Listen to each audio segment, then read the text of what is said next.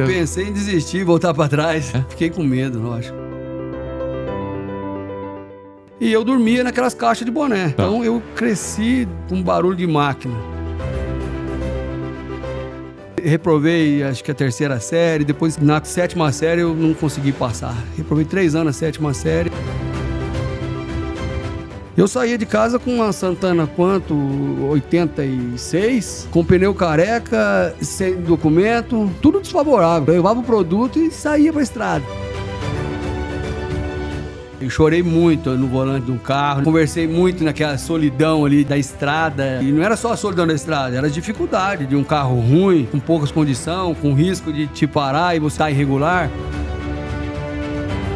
A gente passou numa vitrine e ela viu uma fazendinha de plástico, boizinho, vaquinha, e ela chorou querendo aquela fazendinha. Eu puxei pra ela, falei, eu não tinha dinheiro pra comprar, era uma coisa muito simples, mas eu não tinha dinheiro pra pagar. Aquilo me feriu, me deu um start que eu precisava sair daquela situação de escassez.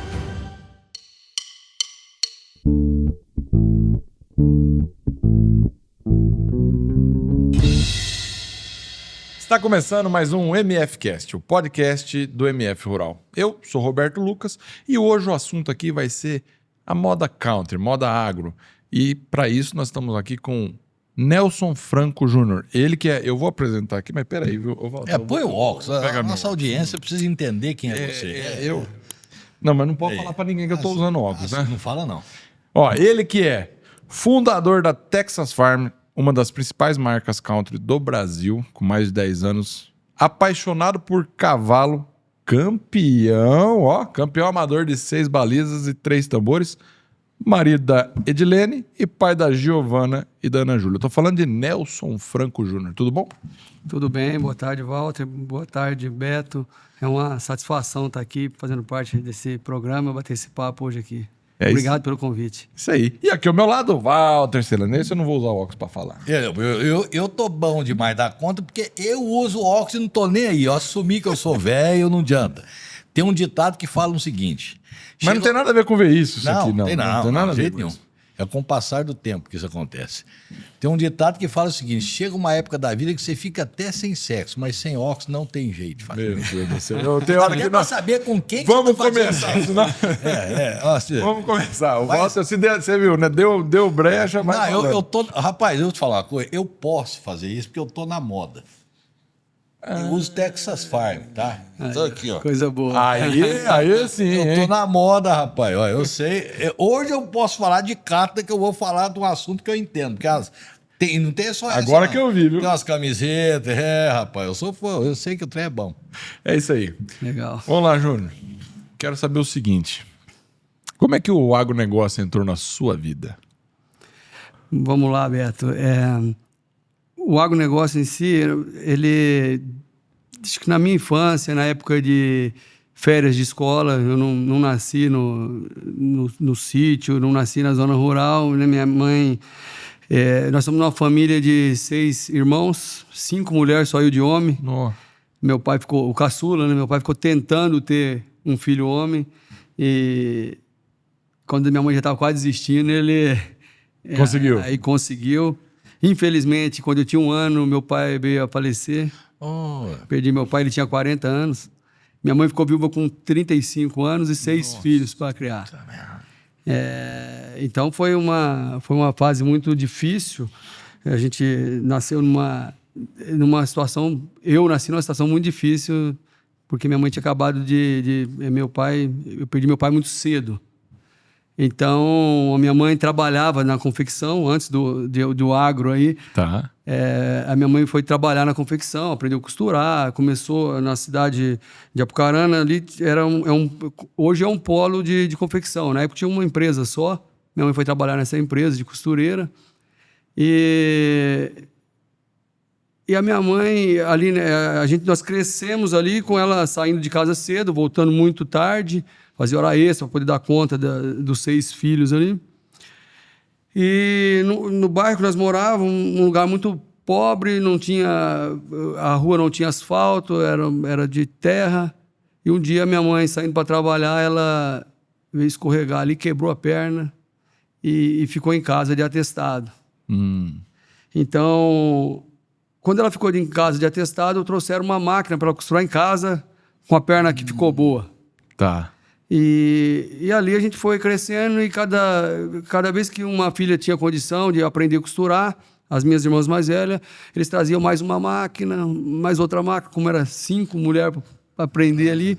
Desde criança todo mundo começou a aprender no ramo da confecção. Então, antes do agronegócio, antes de tudo isso, a gente nasceu no meio da confecção. Legal. Só uma pergunta aí nesse meio. Qual que era a diferença de idade de você para os seus irmãos? A média ali era 1 ano e meio, 2 anos. Era rapidinho era a coisa. rapidinho. 35 anos, 6 filhos, né? Então, era uma escadinha. Eu era o caçula, então as minhas irmãs costuravam ali boné na época, na medida que elas iam crescendo. Quem não tinha idade ainda para aprender a costurar, ia fazendo, auxiliando ali. Uhum. E eu dormia naquelas caixas de boné. Tá. Então, eu cresci com barulho de máquina. Né?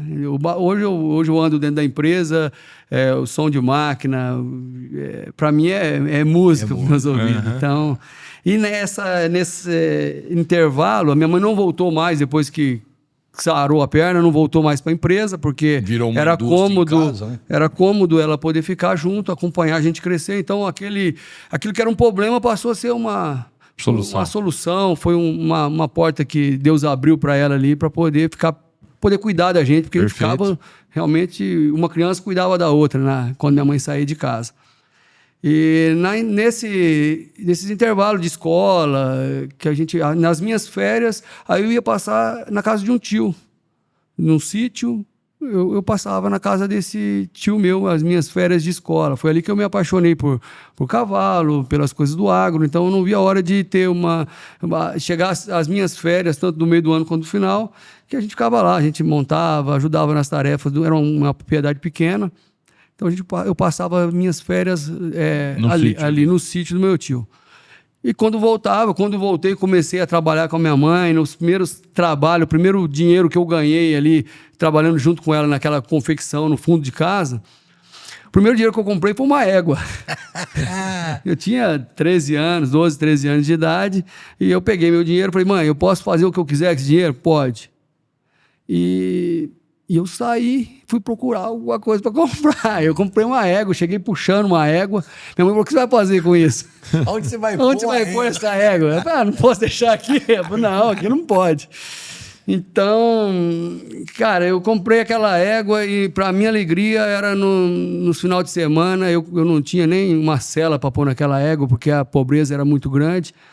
Mas eu colocava um tapetinho em cima dela ali, fazia um barbicacho e eu passava o sábado, domingo inteiro em cima daquela égua, andando pelo bairro. Essa era a minha alegria de final de semana, na minha infância foi essa. Então, eu me apaixonei. No final das contas. Eu deixava no sítio de vizinho, terreno, essas coisas. Sofri um tempão ali com ela, porque eu tinha que estar dando aquela assistência ali. Depois eu troquei na bicicleta.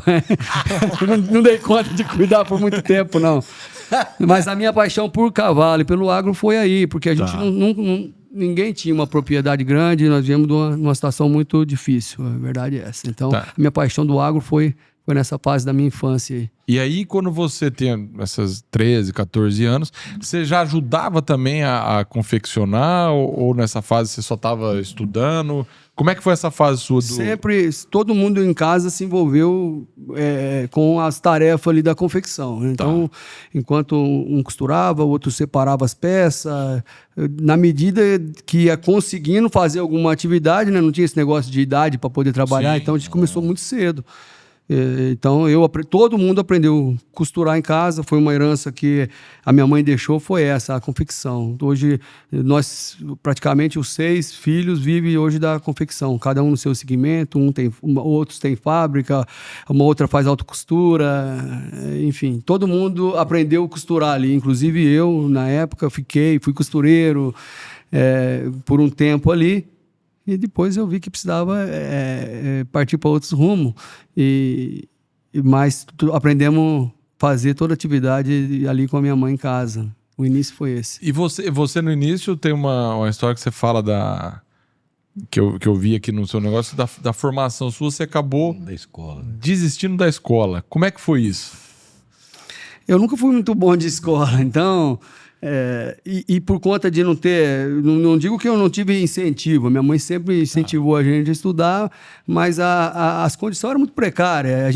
Na verdade, o que eu queria era ter minha autonomia. Queria ter meu dinheiro. Então, para mim, não deu. Eu reprovei, acho que a 3ª série. Depois, na 7ª série, eu não consegui passar. Reprovei 3 anos na 7ª série. Eu 3 desisti. vezes na 7ª? 3 vezes. Acho que se eu tivesse passado da 7ª, acho que eu tinha me formado em alguma coisa boa aí, mas a 7ª era impossível. Era um ponto Era um divisor de águas ali, né? Era. A 7ª série era um Pra mim divisor não de deu, eu não consegui passar essas águas, não. E aí você largou mão. Aí larguei mão da escola e fui trabalhar nas fábricas mesmo. Tá, aí você saiu, você falou assim, mãe, eu não vou na escola mais, e aí saiu pra trabalhar de fato. Isso já 7ª série? A 7ª hoje série é eu não sei. pequena ainda, porque... 11, 12 anos? Nem isso. Não, eu já era 3 anos, né? Na terceira... Ele já repetiu na terceira. Já tinha... repetiu o Já não é. terceiro O ano. Thiago falou que é 14, 7ª série. Tô, 3 vezes já tava 17. Eu era o maior da sala, né? Mesmo sendo pequeno, né? Eu era o maior. Você repetiu 3 vezes, já tava com 17 anos aí, mais ou menos. Exatamente. E aí você falou, vou mexer com alguma coisa. Vou trabalhar. Eu fui trabalhar nas empresas. Com 17 anos, daí eu conheci a Edilene, minha esposa hoje. Eu conheci ela com 17 anos, com 19 eu casei. Vá. Foi tudo muito precoce, né? Rapaz. Conheci ela casou, e casei, e trabalhava numa confecção. Eu me casei em 2002 e meu salário era R$288. O nosso salário junto não dava R$500 na época. Então ela era mais doida que você. Porque casou com E ele, foi- falou assim, eu vou casar com esse cara fico me aqui. perguntando o que tinha de... O que ela viu, né? É uma mulher de visão. Isso aí pode ter certeza. Comprou um projeto... Comprou um projeto e estranho. Mas como é que vocês conheceram? Como é que foi que você conheceu a Edilene? Conheci a Edilene na igreja. Encontrei ela na igreja. Aí Legal. a gente... Eu sempre quis casar logo eu queria sair de casa, né? Eu queria ter a minha própria autonomia. Fui criado no meio de um monte de mulher. Eu não tive uma figura de homem, de um pai, né, em casa. Então eu acho que isso aí talvez interferiu por eu querer adiantar as coisas e começar muito cedo. Pode ser mesmo. Acho que essa figura de não ter um pai... Nesse conhecimento na igreja aí, para você foi uma bênção conhecer, e para ela foi um castigo. Deus faz coisa de todo jeito, né? Mas eu concordo com você, isso que você falou faz sentido, sim. A falta da figura paterna fez com que você... Pode ser. Né? Talvez se o seu pai tivesse vivo na época, você era o responsável, tinha que vigiar as irmãs e ficar e tal, né? E o seu foi obrigado a tomar uma decisão na vida. Pois eu sempre quis. E aí, cara, casamos, falei, poxa, agora eu preciso dar um jeito, né? E casamos dali 2 anos, com 21 anos, nós já tinha a minha primeira filha, a Giovana, e eu já estava com o nome sujo meu e o dela, então eu não tinha experiência nenhuma, foi muito E nessa rápido. época você trabalhava ainda funcionário. Trabalhava de funcionário para as empresas da cidade ali, Tá. né, no ramo da confecção mesmo. Mas não tinha experiência nenhuma, e logo que eu casei, eu falei, poxa, eu preciso... Cara, teve uma situação que eu acho que isso aí empurra a gente para frente. Como a gente cresceu nessa escassez muito grande, nós andávamos de ônibus, eu pegava 2 ônibus para trabalhar e não tinha um carro, não tinha recurso, não tinha nada. Então, um dia eu com a minha esposa e a Giovana, era muito criança, 3, 4 anos, nós passando no terminal, tem aquelas lojinhas de terminal. A Giovana, eu nunca tinha visto ela fazer chorar pedindo alguma coisa. Nunca chorou por uma boneca, fazer uma birra, nada. Um dia eu passando com ela ali, de mão dada e tal, perto das lojinhas do terminal, a gente passou numa vitrine e ela viu uma fazendinha de plástico. Boizinho, vaquinha, galinha, cavalo. E ela chorou querendo aquela fazendinha. Eu puxei para ela, falei, eu não tinha dinheiro para comprar. Era uma coisa muito simples, que era barato mesmo na época, mas eu não tinha dinheiro para pagar. Aquilo ali me cortou o coração na hora, porque me chamou a atenção por ela querer aquele tipo de brinquedo, não foi uma boneca. E era uma coisa que eu sempre gostei. E ela chorou voluntariamente, querendo aquele brinquedo, eu não pude dar na hora, e aquilo me feriu, me deu um start que eu precisava sair daquela escassez, daquela situação de escassez, entendeu? Porque eu falei, poxa, o primeiro dinheiro que eu ganhar, eu vou ter que voltar aqui e comprar essa fazendinha. E foi assim que aconteceu. Passou uma semana, 10 dias ali, não me lembro bem. Voltei lá, comprei aquela fazendinha. Quando eu cheguei em casa, que eu dei aqueles brinquedinhos para ela, aqueles bichinhos para ela, e que eu vi ela sentada ali, a alegria dela mexendo com aquilo, com o cavalinho, com aquela coisa toda, cara, aquilo ali eu falei assim, poxa, eu não posso deixar isso aqui acontecer de novo. Aquela situação de escassez, né, eu tenho que dar um jeito de sair dessa situação. Aí eu fui tentar me aventurar na venda, para poder sair dessa, que eu achei que era o único caminho, porque do jeito que eu estava não tinha mais condição. Então, eu não tinha instrução, não tinha estudo, não tinha, a minha profissão não era das melhores, e eu falei, eu preciso aprender a vender. Né? Tá. Aí enfrentamos aquelas dificuldades todas, comecei a procurar livro de venda para aprender a vender, porque não tinha quem me instruía. Entendi. E não tinha, na época, quem indicava nenhum livro. Hoje é fácil, né? Você vai no Google, procura, você vê um monte de livros bons para você ler, indicação. Mas naquela época você tinha que comprar o que tinha. E na banca de revista comprava. Falava de venda, eu comprava aquele livro e começava a ler. Mas você pegava muito livro ruim, você não sabia o que era bom, não conhecia autor, não tinha ninguém para me indicar nada. E foi desse jeito que a gente foi batendo a cabeça. Você foi aprendendo vendas dessa maneira. Você tinha alguma... Porque assim, você falou que trabalhava dentro da empresa costurando. Sim. Né? A venda é uma coisa totalmente diferente, né? Você tem que ser um cara mais comunicativo e tudo mais. E você, nesse meio tempo que você lia os livros, tentava entender como funcionava a venda, você também praticava ou não? Então, eu comecei a ter que fabricar meu próprio produto, porque ninguém me dava crédito, porque eu não tinha nome bom. Entendi. Então, eu comecei a fabricar alguns produtos para me sair vender. Já era a dificuldade que eu não tinha quem me... ninguém... Como é que vai dar algum produto para um cara que não sabia vender? Tá. Eu era péssimo em comunicação e não tinha nome limpo. Tinha nada a favor, né? Então eu fabricava meu próprio produto e comecei a sair para vender. E fazer algum curso ali, tentar estudar alguma coisa e sair para vender. Mas eu tinha muito bloqueio, né? Na época, ninguém falava de psicólogo, de tratamento, esse tipo de coisa. E se falasse também, eu não tinha recurso para isso. Então eu saía para vender, mas eu tinha uma dificuldade que eu passava 3, 4 vezes em frente de uma loja e não tinha coragem de entrar. Poxa vida. Era uma trava então, enorme. Exatamente. Eu saí com um carro cheio de mercadoria. Nessa época, a gente já tinha uma dívida grande. Para mim, era muito grande, né? Pelas minhas condições. Minha esposa ficava em casa com um filho pequeno. Eu saía de casa com uma Santana Quanto 86, com pneu careca, sem documento, tudo desfavorável. Eu não sabia nem que era nota fiscal. Eu levava o produto e saía para a estrada. Então, tirei uma foto um dia da minha esposa com a Giovana no colo e carregava dentro da minha agenda. Quando parava algum policial no blitz, eu falava assim, eu preciso levar teu carro porque você não está, a situação está irregular. Eu mostrava a foto, falei, cara, meu ganha-pão isso aqui, eu tenho uma filha para criar e tal. E aqui dava certo, a gente ia tocando desse jeito, né? Então, eu conseguia chegar... Você já chegar... estava vendendo e não sabia como, né? Isso aí é venda. Pois é. É um argumento que você usava. Ué. Isso era um argumento de venda. Conseguia sair daquela situação ali. Sem dúvida. Mas eu não conseguia. Quando eu levava um não, a gente via nos cursos ou em algum treinamento que fazia ali muito raso na época, que você tinha que chegar confiante, olhando no olho do cliente e tal.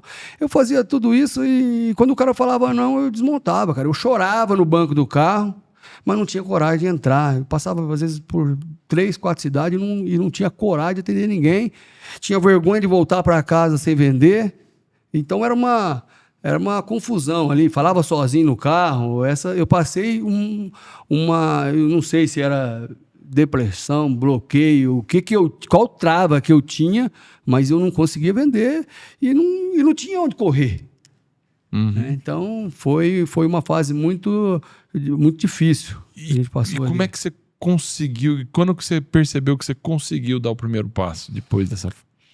Beto, quando eu fiquei ali um bom período e ia, voltava, às vezes fazia muito pouquinho, que era somente para poder as necessidades de casa, graças a Deus, nunca deixamos faltar nada, mas a gente não conseguia pagar as dívidas, né? Então, mas era só para comer mesmo que a gente fazia naquela época.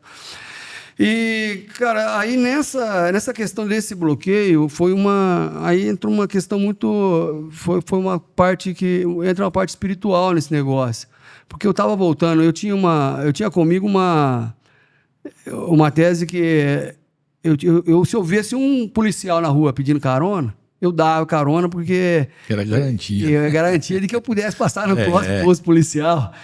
Então, sempre que eu vi algum policial, eu falava, opa, vou dar carona aqui. E tinha muito policial naquela época pedindo carona nos trevos, enfim. E um dia eu tô vindo embora numa sexta-feira com toda a mercadoria, rapaz.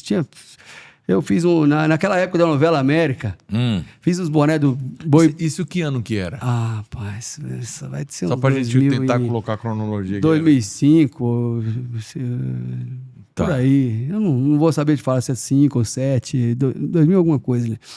Então, um dia eu voltando, cara, fiz Barretos, Araçatuba, fui fazendo essa região e voltando embora para casa. Nessa época, só pra entender, o produto já era direcionado pro agro, então? Eu começou o fazia produto? o que pedia, eu fazia ali. Tá.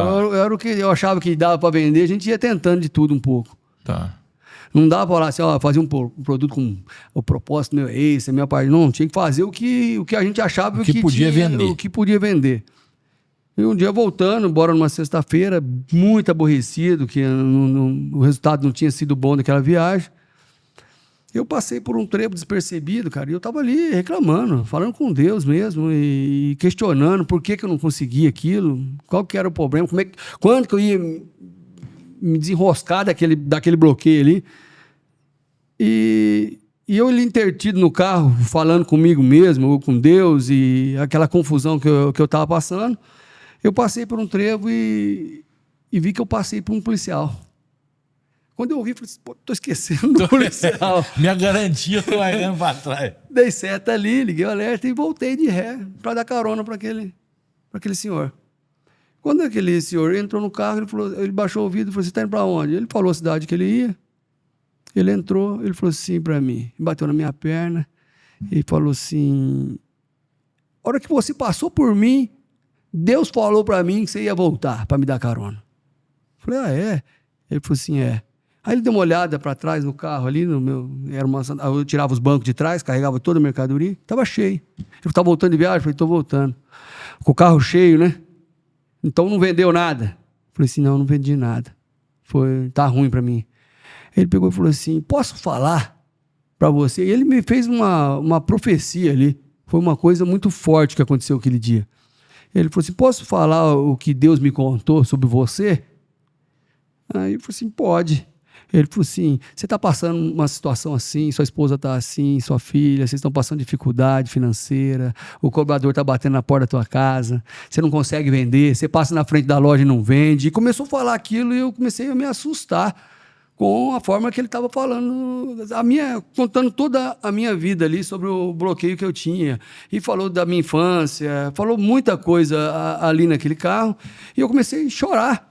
E quando eu vi, estava eu chorando, estava ele chorando, foi uma presença muito forte dentro daquele carro ali, uma experiência muito que não dava para explicar naquele momento o teor daquela conversa. Uhum. E quando eu vi, ele falou assim, olha, você acredita que a partir da próxima viagem, Deus vai te bloquear e vai te dar o dom da venda? Eu falei, eu creio. E a gente acabou ali a viagem, ele falou assim, ó, eu vou ficar por aqui. Quando eu vi, ele desceu do carro, eu fui embora, falei assim, poxa, eu não peguei nem o telefone do rapaz, eu queria manter contato, uma pessoa tão boa, mas vim embora. E vim maravilhado com aquilo e confiante. entrou uma fé muito grande em mim ali, porque era exatamente o que eu estava conversando antes de encontrar com ele. Era porque você estava perguntando para Deus. Exato, foi a resposta que eu vim perguntando para Deus no caminho, foi aquela. Então eu cheguei em casa e passamos ali aquele final de semana, e já veio os problemas novamente e tal, e eu esqueci daquilo. Passou, peguei a minha mercadoria novamente, pus no carro e voltei. Na semana seguinte, eu, com tanta coisa na cabeça, eu confesso que eu não consegui lembrar. Parece que alguma coisa tirou aqui da minha cabeça. Mas quando eu passei na primeira loja, eu parei, desci, peguei minha maleta, entrei. E quando eu voltei, vendi. Quando eu voltei, entrei na outra loja, entrei. Falei, opa, Tá acontecendo. Por que eu não passei 2, 3 vezes na frente dessa loja de novo? O que aconteceu? Aí foi na outra de novo e comecei a vender, não teve mais aquilo. Aí eu falei assim, é aquilo que o policial falou para mim. Eu acho que agora eu vou... Acho que está fazendo sentido. Não foi assim a minha maior venda, mas aquela dificuldade que eu tinha de olhar passar na pessoa, frente e não entrar, você já... de encarar um cliente, acabou. Então, dali para frente, eu acho que as coisas começou a caminhar na parte da venda, né? Na minha vida foi, então, esse bloqueio aí foi uma coisa que não foi pelos livros, onde eu procurava que ia vir, que ia me destravar, não foi dessa forma, foi uma Alguma vez você voltou a ver esse policial, não? Nunca mais, eu não tinha contato, né? Mas nunca mais no trecho? Não, nunca mais vi. Interessante. Que coisa interessante. As coisas que Deus reserva pra gente. E aí você começou a fluir. Vai e foi embora. Aí começou a... Aí eu comecei a vender, mas eu tinha muita dívida para pagar. Sim. Eu tinha muito... Antes, um pouquinho, eu montei um depósito em casa e coloquei alguns... Aí eu achei que eu não tinha capacidade para vender, e eu comecei a colocar alguns prepostos para vender para mim. Comecei meu produto. Foi aí que eu quebrei mais ainda, porque eu não selecionava e arrumei uns vendedores que me deram prejuízo e me trazia cheque de qualquer jeito. Eu pegava, inocente, sem experiência nenhuma, sem ninguém para dar uma instrução. Eu colecionei um monte de cheque devolvido ali. E aí um dia eu olhando em casa, eu tinha uma escrivania, eu comecei a olhar aqueles cheques, folhear, esse aqui eu já tentei, esse aqui não deu, enfim. E era cheque tudo de terceiro, eu nem sabia quem eram os donos, o vendedor sumia. E um dia minha esposa viu mexendo com aquele cheque. Ele falou assim, amor, para de mexer com isso. Toda vez que você mexe com isso aí, você fica nervoso e tal. Mas eu peguei um cheque que era de Belo Horizonte. Eu peguei um cheque e falei assim, poxa, esse cheque aqui, eu consultei, só tem um cheque devolvido na linha 12. Às vezes a pessoa está precisando desse cheque, mas o telefone que dava errado. Peguei, fui no banco, consegui o contato da pessoa. E quando eu liguei, fui na minha mãe para ligar, porque não tinha nem telefone em casa, não tinha crédito para ligar, era tudo muito mais difícil.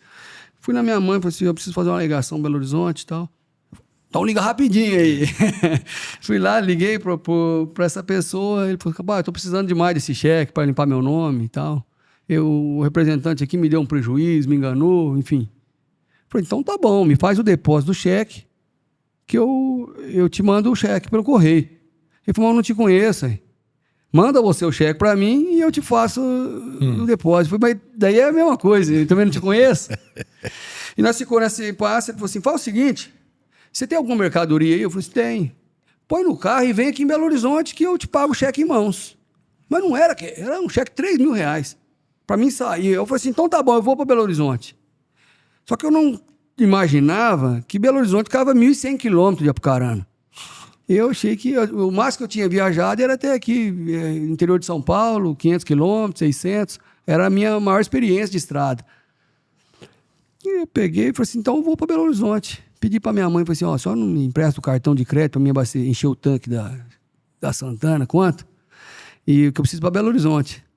Peguei o guia 4 rodas e comecei a fazer as contas ali, né, na calculadora, ligar os pontos ali. Somando os pedacinhos.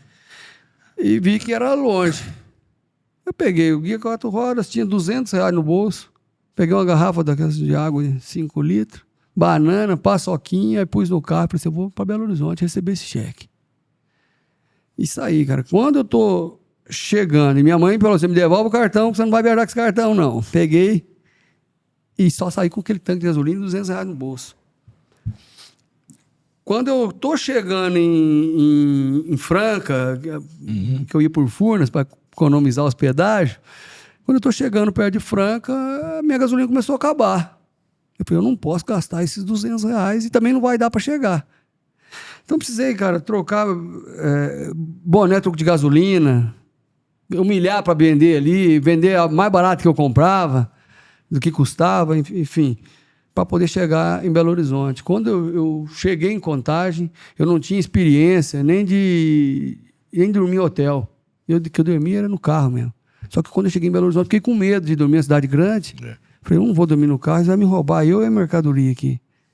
Eu vi um hotel, perguntei pro cara, pro mensageiro que tava lá na frente, falei, como é que funciona aí para dormir aí? Tem que pagar para entrar? O cara falou assim, não, se você tiver bagagem, você põe sua bagagem, na hora que você sair, você paga. Só não fala nada ali na recepção que vai dar tudo certo. Entrei lá dentro e já liguei para minha esposa, falei que estava tudo bem. Naquela época era tudo muito difícil. Então, no dia seguinte encontrei o rapaz do cheque.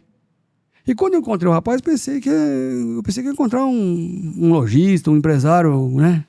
Mas o que eu vi era um menino muito novo. Falei assim, esse rapaz, será que ele vai me pagar? Julguei ele errado. Ele falou assim, me acompanha. Eu fui acompanhando ele na casa dele. E quando chegou na casa dele, eu falei assim, rapaz, se esse menino não me pagar e pegar minha mercadoria e der pior ainda a minha situação, você fala, você foi acompanhando ele de carro. Ele com o carro dele e eu com o meu. Tá. Você foi atrás dele de na carro. casa dele. Tá. Eu pensei que na loja dele, alguma coisa assim, mas ele era um camelô. Ele tinha uma banca ali de camelô. Quando eu cheguei na casa dele, eu falei assim, poxa, eu vou mostrar a foto da agenda, né? Que vai que ele se comove da minha situação aqui. Falei, cara, eu tô passando por uma situação assim, sou um pai de família, eu tenho uma menininha pequena e tal, bebê em casa. Esses caras que fizeram isso comigo me tiraram o meu sustento aqui e tal. E ele ficou com dó de mim, falou assim, chamou a esposa dele, falou, traz o dinheiro lá para ele. Ele me trouxe o dinheiro ali, me pagou, falou, você me vende fiado no mesmo cheque que eu te comprei? Eu falei, vendo, nem que for para ganhar tempo. Eu falei, vou vender. E quando eu comecei ali, ele separou alguns produtos, falou assim, aí chamou a esposa dele e falou assim, ô Carla, o que você acha de amanhã nós não abrir nossa loja e eu levar ele ali no centro de Belo Horizonte para ele conhecer os atacadistas aqui? Você tem que vender para atacadista, cara. Parar de fazer essas vendinhas pequenas. Quem sabe Deus não abre uma porta para você aqui em Belo Horizonte? Eu falei, então tá. E esse menino, no outro dia, ele marcou comigo no mesmo lugar, cara. E ele me levou eu para os atacadistas. E eu não tinha a mínima noção de que era vender no atacado. O pessoal queria comprar. Eu vendia de 3, 4 dúzias de boné. O pessoal queria comprar de 1.000 dúzias, 500 dúzias. Então eu não sabia o que era aquele tipo de venda. Então ele me ensinou, me explicou mais ou menos ali como que era. Me ensinou assim... é assim que funciona, vai lá e mostra o teu produto, o preço tem que ser mais baixo, a margem é menor, mas o volume é grande. E esses caras você pode confiar que esse povo aqui paga. Então, ele me apresentou para 3 atacadistas lá, naquele dia, e aqueles 3 atacadistas, eu trabalhei com eles durante 10 anos, ali realmente foi a virada de chave minha, de eu começar a vender no atacado. Aí eu vi que tinha potencial de poder produzir em maior escala. Então foi realmente custo. Foi realmente a porta que Deus abriu para mim. Júnior? Era só boné. Durante muito tempo foi só boné. Então esse mineirinho foi o que me iniciou no atacado ali, e realmente aquilo que ele falou que Deus ia abrir uma porta para mim foi o que aconteceu. E só um detalhe, né, que quando você fala que você saiu de Apucarana para ganhar a cidade grande lá de BH, e quando você viu o menino e começou a andar, porque BH você vai andando umas ruínas, você fica até meio... assustado, né? Você chegou eu pensei em desistir, voltar para trás. Né? Fiquei com medo, lógico.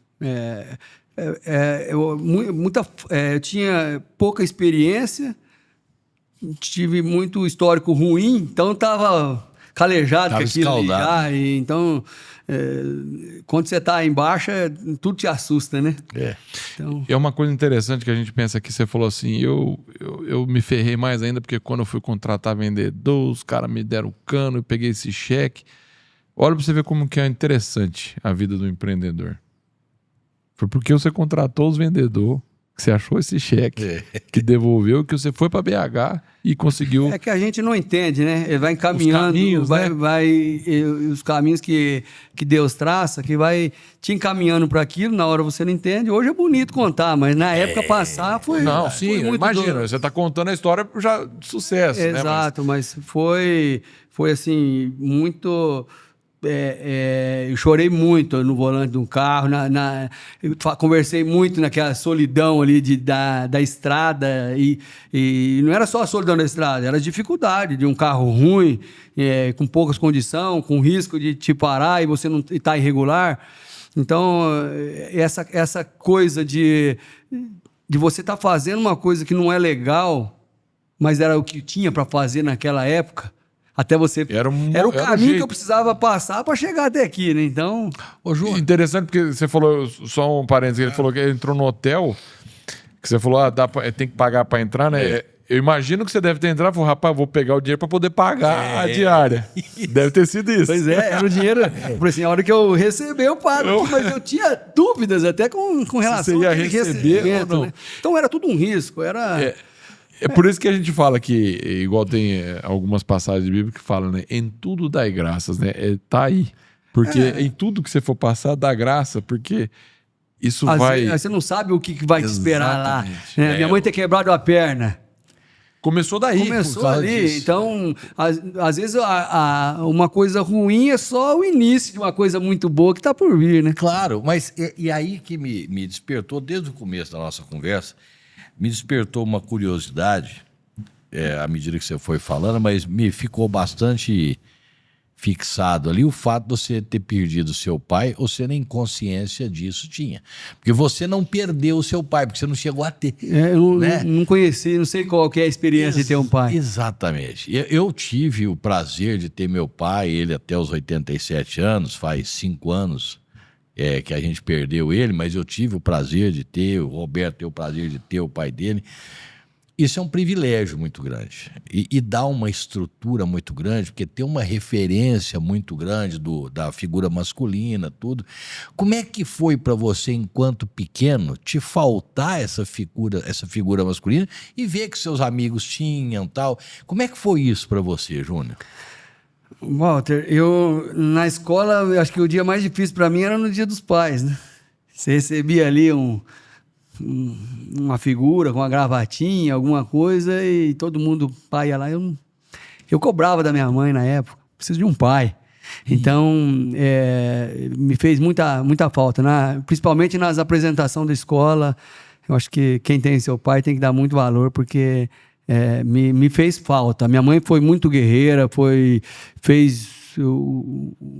muito empreendedora, uma mulher de muita força, ela me passou uma educação muito boa para todos nós ali, mas eu acho que eu sinto falta de uma coisa que eu nunca vivi, né? Mas me fez falta, principalmente na época da escola. E em algumas outras coisas que eu não sei qual que é Claro. Como seria, né? Claro.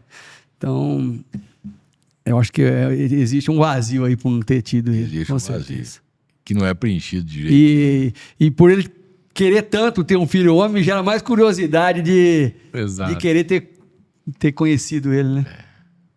Queria que ele estivesse agora aqui para poder participar, né? De ver a trajetória e como que as coisas aconteceram. Mas você pôde viver uma experiência de pai muito grande com a fazendinha da sua filha. Essa história eu acho muito bonita, né? Porque você não teve o seu pai para poder te dar a primeira eguinha que você queria, mas você pôde proporcionar, ainda que com dificuldade, você pôde proporcionar para sua filha isso, como pai que é, né? Pois é. Eu digo que o meu sucesso, a minha realização, ela começou a partir... Eu comecei ali vamos voltar para a história, né? Eu comecei no atacado, vi a possibilidade de montar a minha empresa, comecei a montar a minha empresa, a costura ali, a minha confecção. E quando a gente começou a ter volume, depois dessa história de BH, eu comecei a ter volume, comecei a ganhar um dinheiro, consegui pagar minhas contas, levantar minha cabeça financeiramente, limpar meu nome. Saiu aquela dificuldade, poxa, eu viajava, tinha dia que eu falava para minha esposa, olha, tem R$100 para você no mercado, não tinha um cartão de crédito, não tinha nada, era realmente o que você tinha para passar ali aqueles dias. Então, a minha esposa foi muito parceira minha, foi uma pessoa que comprou esse projeto aí, acreditou muito em mim, que me deu apoio, porque senão não ia para a estrada, né? Sabe que a mulher, se ela não colaborar, a gente não caminha. Então, mesmo quando ninguém apoiava, ela sempre me apoiou, ficou em casa, segurou a onda. O agiota ia na porta e eu estava na estrada viajando. Então, ela teve que segurar toda essa onda aí, passar as dificuldades junto comigo ali, e sozinha, muito nova.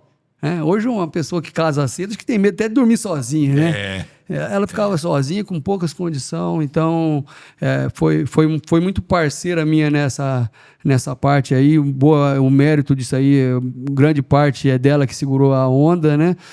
E me apoiou ali, mas quando a coisa começou a dar certo, que limpamos o nome, começamos uma empresa e começou a dar tudo, a coisa começou a dar certo, e eu começamos a comprar a fábrica, comprar uma casa, e a coisa fluiu. A minha maior realização não foi nisso aí, não foi de poder pagar a minha dívida, foi minha filha, quando estava com 15 anos, eu já tinha outra, a caçula, mas quando a Giovana tinha 15 anos, eu pude dar um cavalo quarto de milha para ela. Então, aquele dia que eu vi ela abraçada com aquele cavalo, um quarto de milha, e eu podendo dar aquele cavalo de verdade para ela, aquele animal bonito ali, que eu vi a alegria dela, eu lembrei da fazendinha, entendeu?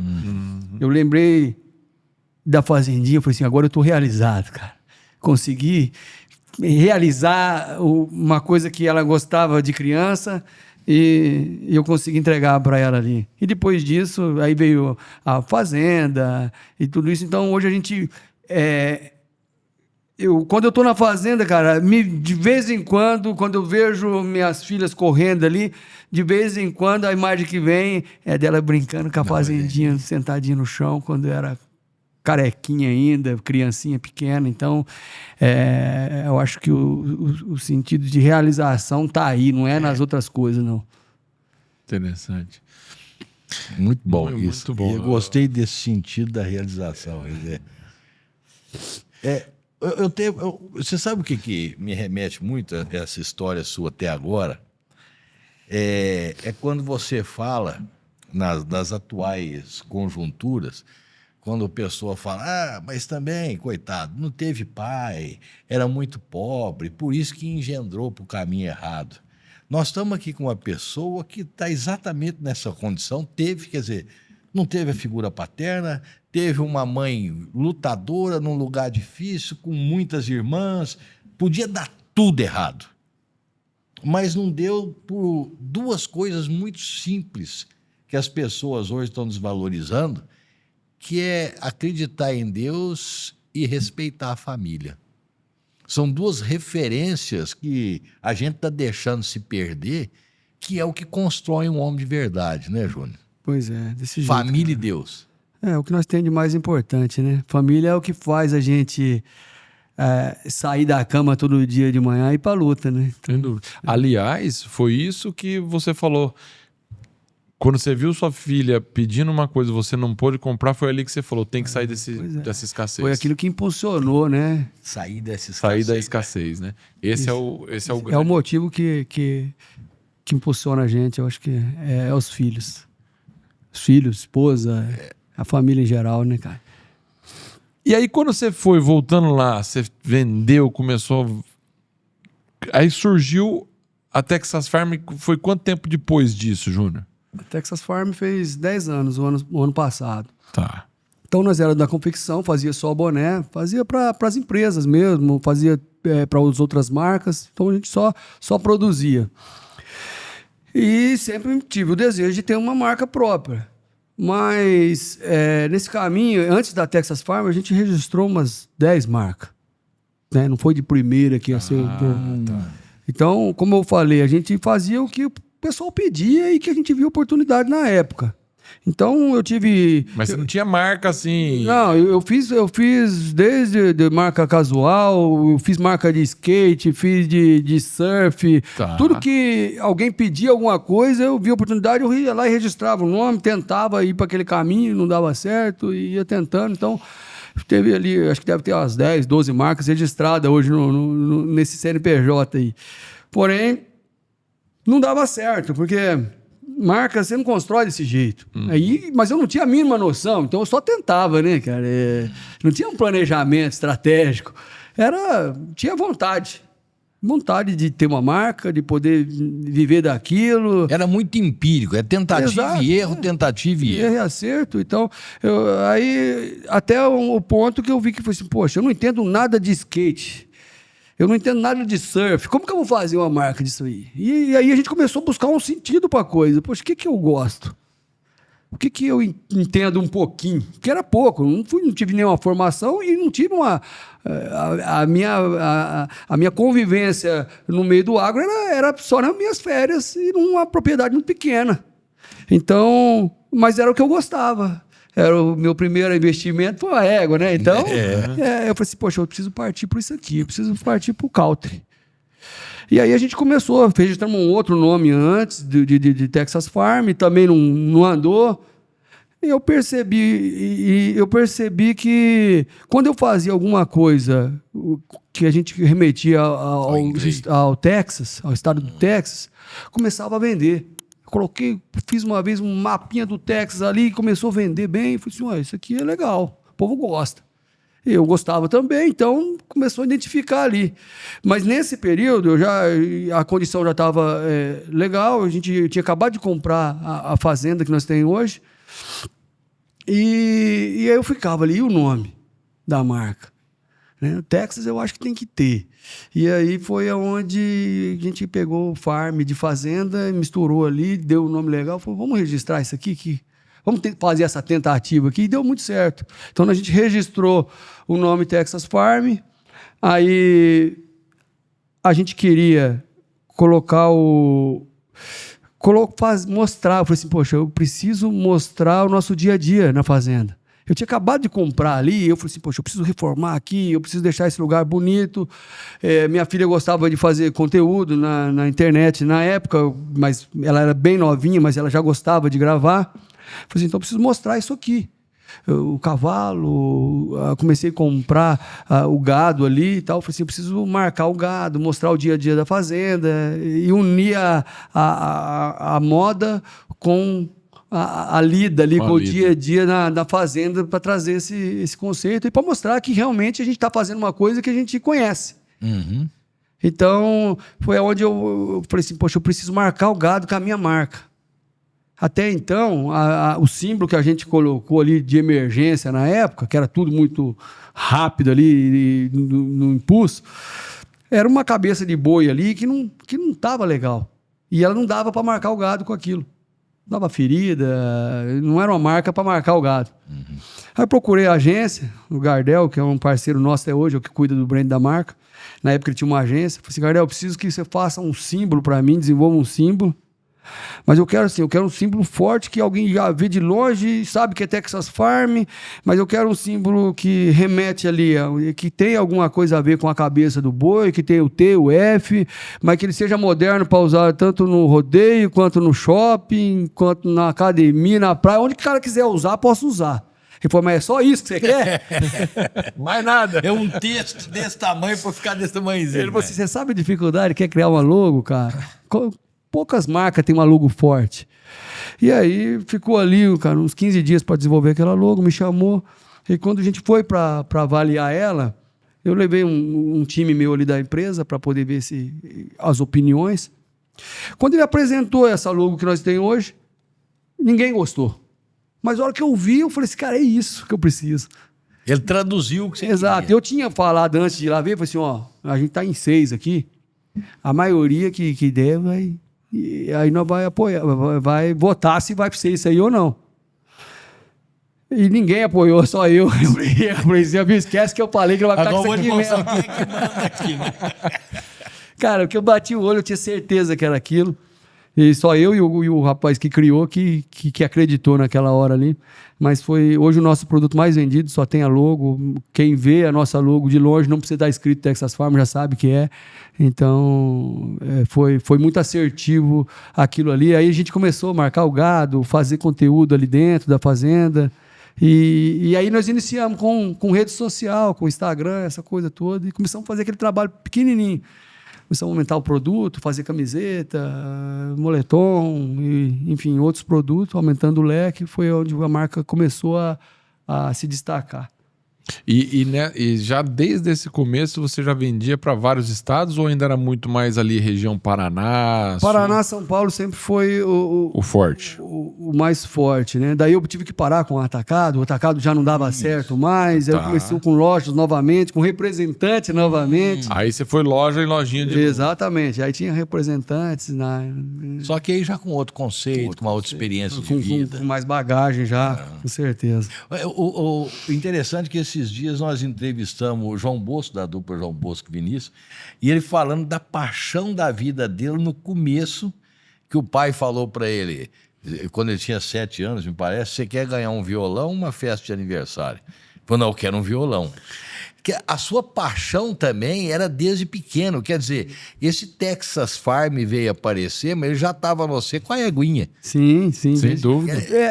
Eu acho, eu digo que o cavalo, cara, ele tem uma força muito grande, tanto de essa conexão, de paixão, é muito forte, quando quem gosta do cavalo gosta mesmo, né? Ele une família, ele une propósito, o cavalo tem isso, né? E aquilo que você viveu na infância, se foi com o cavalo, parece que é mais forte, você carrega para a vida inteira, né? É muito legal. Então, a minha paixão, foi apaixonado por confecção a vida inteira? Não. Teve um período que não estava legal, eu não estava gostando, que se tivesse outra oportunidade, eu teria saído. Na verdade, eu fazia aquilo para ganhar dinheiro. Sim. No começo era para ganhar dinheiro e me sustentar a minha família, né? Mas aí, com o passar do tempo, quando você começa a perceber as coisas e com a marca, a gente começa a viver, falar assim, montou a Texas Farm, qual que era o propósito? O propósito era ter a marca só. Hoje nós temos um propósito bem formado, princípio, valores, está tudo muito bem desenhado, mas antes disso era só sobrevivência, né? Então, você vai criando isso com o passar do tempo, você vai vendo para onde aquilo vai te conduzindo e a marca ela consegue até moldar a gente. Sem dúvida. Tem força para isso. Esse negócio que você falou é interessante, Júnior, porque hoje, nós estávamos até conversando antes, um pouquinho antes, nos bastidores, que você falou, rapaz, tem muito conteúdo na internet que às vezes o cara fala isso e aquilo. Você acabou de falar uma coisa que é interessante, porque às vezes o cara entra na internet e fala, você vai montar um negócio, você tem que ter propósito, você tem que ter isso, missão. Traz uma cartilha pronta ali, cara, né? Se você for fazer tudo isso, você não monta nada. Não faz. Entendeu? Por isso Esse é o grande problema. É por isso que tá acabando os empreendedores, porque tem tudo uma cartilha, porque é muito difícil isso. Não dá pra começar assim. Se fosse, cara... Mas na nossa época, hoje você não começa. Se você começar assim hoje, você vai... se tivesse que fazer tudo que eu fiz lá atrás hoje, eu acho que eu não tinha coragem. Né? Se eu vou falar pra você, se fosse pra você começar, você teria, porque mas a necessidade que faz o exatamente. É exatamente. Porque não tem jeito, Júnior. Se a gente começar a querer fazer... Não tô falando nada pra ninguém fazer nada errado. Claro. Não. Você tem que começar. Simplesmente começar. Porque se você ficar planejando demais, não sai do papel. Não sai. Primeiro faz, depois você chuta a bola e corre atrás dela. Né? Não tem jeito. Exatamente. Não tem jeito da gente... Inclusive, contando uma história que nós dois estávamos em São Paulo quando nós conhecemos o Júnior. Eu quero que você conte essa história de novo. De um produto que você queria comprar do cara e o cara foi te vender e que ele chegou numa caminhonetona. Do... Conta aí. Cara, aí eu aprendi a vender com esse cara também. você aprendeu a vender. De um jeito diferente de tudo que eu tinha aprendido até então, né? Isso foi antes da Texas Farm, a gente era da confecção, tinha um volume muito grande ali já na época, a empresa estava indo muito bem. E eu contatei um fornecedor ele vendia metal, esses bottoms e tal. Eu chamei aquela pessoa, eu não conhecia ele até então, mas o pessoal falava muito bem dele, que era um cara bem sucedido e que tinha um produto bacana. Eu criei uma expectativa, falei assim, poxa, vai chegar aqui um empresário desenrolado e tal. Criei uma expectativa alta para receber aquele Personagem empresário lá, ali, né? Quando chegou na empresa, chegou um rapaz, se desceu de uma caminhonete boa e tal, mas muito simples e cabeça baixa. E quando ele chegou, eu falei assim, será que é esse mesmo?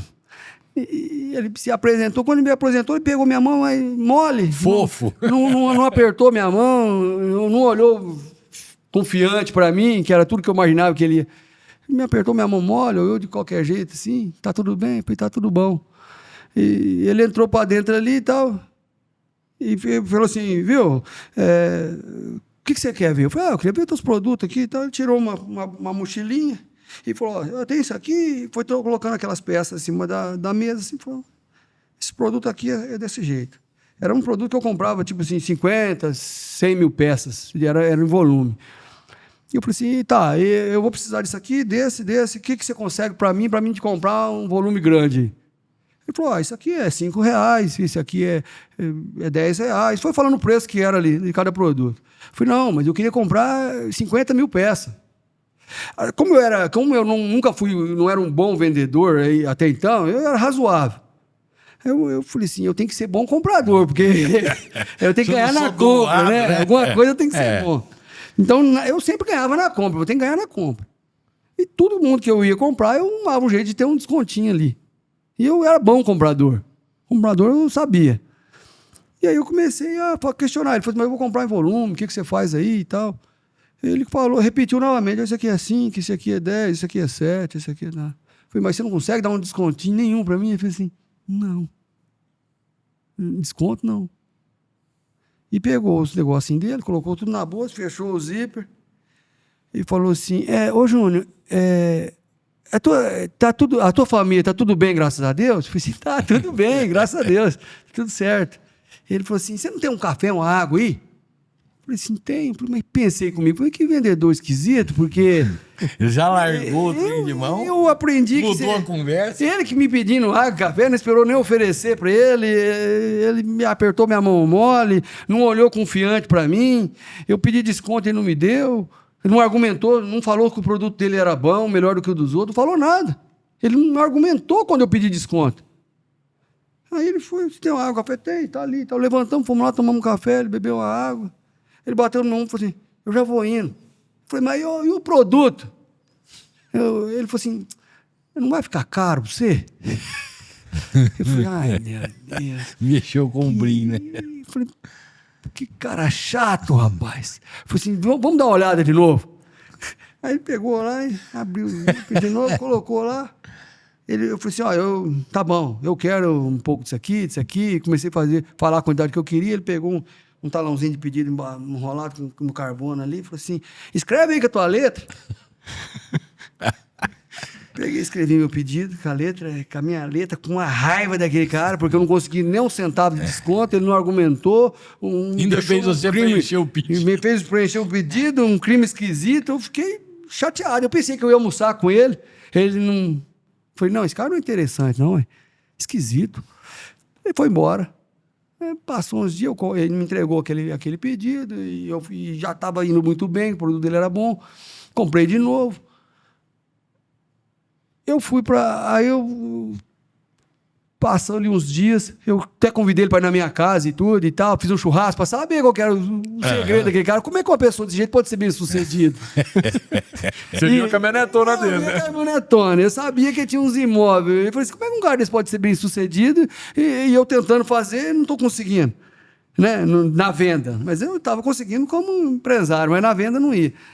Aí ele falou assim, ô Júnior, você prefere ser um cara desenrolado, quebrado, ou um caipira bem-sucedido? Eu falei, acho que eu prefiro ser um caipira bem-sucedido. Eu falei assim, então, né? E fez aquela cara de bobo novamente. Eu falei assim, eu acho que a hora que você virou a esquina, você deu risada da minha cara, né? Que você não conseguiu, que eu não consegui nenhum desconto com você. Ele fez... Então, cara, na semana seguinte, eu fui visitar uns clientes, atacadista, né? Nessa época era do atacado ainda. Fui visitar alguns clientes. Quando eu cheguei num cliente muito grande, tinha uma fila de representante para atender. Eu era o quarto ou quinto daquela fila ali. E o pessoal falou, o homem tá bravo hoje, não tá comprando nada. E o pessoal tudo com aqueles mostruários bonitos e tal, para vender ali. E o cara saía, não vendi nada. O cara não tá comprando nada, não. Vai perder tempo aqui hoje. E tal. Eu falei, rapaz, meu estoque estava lotado de mercadoria. Tava passando uma dificuldade ali, assim, de começo de ano, para nós era muito difícil e tal.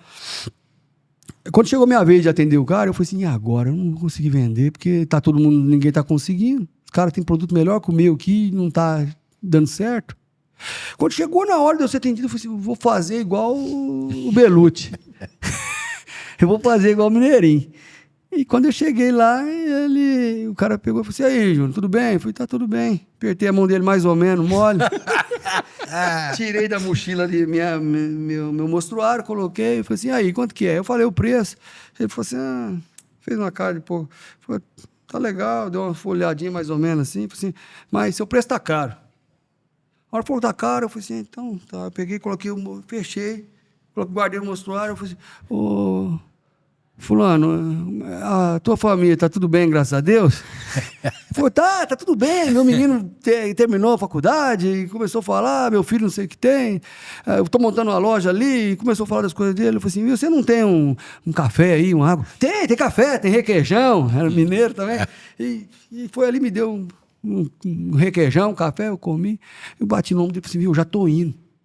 Ele falou, mas e o boné? Eu falei, mas não vai ficar caro para você? Ele queria que eu argumentasse também. Claro. Ele falou assim, mas você não vai dar um descontinho? Eu falei assim, não vai dar, cara. Sabe, não vai dar. Tá, eu vou indo. Ele falou, não, deixa eu ver de novo o boné. Eu abri de novo para ele olhou. Falei assim, eu vou pegar um pouco, senhor. Eu falei, então tá bom. E ele comprava, quando ele falava pouco, era bastante mesmo. Ele pegou e foi falando a quantidade que ele queria, eu peguei. Minha agenda dele não era uma. Eu falei, você não quer escrever com sua letra aí, cara? Até e ele escreveu. Passar isso pra frente, pra desabafar. Aí ele escreveu com a letra, fez aquele pedido. Eu fui no outro cliente, fiz da mesma forma, vendi de novo, porque para mim foi mais fácil. Porque caipira eu já era mesmo, eu não era aquele cara confiante. Então, foi muito mais fácil eu copiar o jeito dele do que copiar o jeito que eu aprendi no livro. Porque era mais autêntico, era mais próximo do autêntico. Era quase igualzinho. Eu estava tentando forçar uma coisa que eu não era. Então, ali foi uma outra aula muito boa que eu tive, que a gente tem que ser a gente mesmo e tudo que é forçado não dá certo. Concordo com você. E hoje a gente faz isso muito bem com a marca, então essa foi uma aula muito boa que eu tive com uma pessoa que não imaginava que ia trazer esse resultado. Entre aspas, de graça a aula. De graça. Né? Aula de graça. Que interessante. Mas eu tive que provar daquela dor, para saber o que o cara atrás da mesa sente. Então, aqui geralmente você quer que a pessoa argumente e fala e tal. Quando você tem um produto muito bom... Ele é o argumento. Ele é o argumento. É aquele negócio, né? Não tem muito isso aí, né? É a pessoa mesmo, né? Você não tem muito você ficar... Tem que ser o que você tem que fazer isso, fazer aquilo outro. Não tem... mais transparente possível, ter mais o máximo de verdade possível. Exatamente. Né? Sem maquiagem, sem maquiagem. Interessante, porque... sem maquiagem, mas hoje o Júnior fez maquiagem. Não vamos contar. Mas você note uma coisa, sem maquiagem, ele pergunta, não, até que é gostoso, eu vou continuar. Igor, eu tenho o vídeo dele aqui sendo maquiado. É verdade. Mas é interessante você ver, mas é difícil a questão da venda em si, é difícil por quê? às vezes dá certo um jeito com um e dá errado com o outro. Exato, não tem um... Não tem uma regra, Fórmula, claro, né? né? Por exemplo, nós fizemos uma entrevista com o Zé Garrote, lembra do Zé Garrote? Zé Garrote. Lá da Super Demais. Frango, lá de Goiás. E ele falou, Roberto, se eu entrar numa loja e o vendedor não vier ao meu encontro para eu comprar, eu vou embora e acabou. E já tem gente que não gosta quando o vendedor vem. Então, olha, Principalmente como é essa complicado. geração nova, né? Ele falou assim, não, porque eu não admito entrar numa loja, o cara não vinha até onde eu tô para poder me vender. Porque eu era vendedor, eu ia até o cara. Como que você consegue medir isso? Mas não é difícil? Muito Porque difícil. tem gente que não gosta. Não, é engraçado isso, porque tem certas coisas que são fáceis de você fazer. Por exemplo, tem muita gente, vendedor principalmente, que gosta de chegar e botar a mão nos outros, né? E eu dava treinamento de venda e eu falava, escuta, nunca põe a mão no seu cliente, porque ninguém vai chegar e vai falar assim, eu não comprei porque ele não pôs a mão em mim. Mas certamente alguém vai falar, eu não gostei dele pôr a mão em mim, por isso que eu não comprei. Mas o vendedor, na verdade, ele é nato. A venda é uma coisa inata, você nasce com ela, você melhora. Eu costumo dizer que é como jogador de futebol, como comunicação, você aprimora um dom que você tem, que Deus já te deu, já está ali. Você vai melhorar aquilo que você tem, você vai ter que descobrir isso, a duras penas ou não. Mas o vendedor, na verdade, é um camaleão. Ele tem que se adaptar às situações. Senão, se você for só de um jeito o tempo inteiro, também não dá. E dentro da sua característica, da sua característica, autenticidade ali. mantendo o que você é. Mas eu acho Não que... dá pra, e por isso que não dá pra copiar. dá pra Cada um copiar. tem o seu Não dá pra formato. copiar. Você pega alguma coisa de um, ensaia de outro ali, aprende um pouquinho com cada um, se adapta E ao aí seu você faz o jeito. seu jeito. E aí. Mas eu costumo dizer, porque a gente fala, todos nós somos vendedores a todo momento, né? Você se vendeu pra sua esposa. Não, você tá ali se vendendo. Tem. Tá. Teve que. Não é? Você vai lá pra se vender. Você vendeu o projeto. Projeto que Um projeto duvidoso, né? Mas nós somos assim, a nossa relação é essa, né? Pra conseguir o seu convívio, eu preciso me vender pra você ser agradável pra A você. sua imagem, né? Vender a minha imagem, vender. Olha, você não desliga o Escuta, já é celular. a segunda vez que eu sei desse negócio de despertar aí. Pois é. É hora do remédio? Visitar o oculista. Então tá bom. Então tá bom. vai. Oftalmologista. No meu tempo era oculista. Mas é isso, eu acho que a gente tem esses aprendizados na vida e, como você falou, nada melhor, que a gente fala melhor, mas assim, você passar por dificuldades para você ter essa...